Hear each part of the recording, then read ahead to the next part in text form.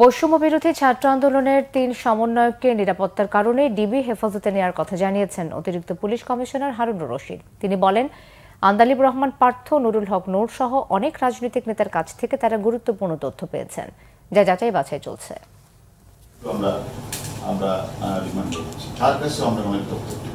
এবং তথ্যের ভিত্তিতে আমরা অন্যায় করি, এটা আমরা এখন আমরা মিলিয়ে দেখছি ঘটনা সত্যতা সবগুলোই কি এই যে সমস্ত নুরু এই কথাটা নুরু একটা কথা স্বীকার করেছেন আমাদের কাছে, তাকে এই আন্দোলন চলাকালীন সময়ে একজন নেতা তাকে 4 লক্ষ টাকা দিয়েছে। আমরা সেই নেতাকেও ডেকে এনেছি, সেই নেতা বলছে হ্যাঁ আমি দিয়েছি। এখন বাকিটা কি জন্য দিয়েছেন এটা আমরা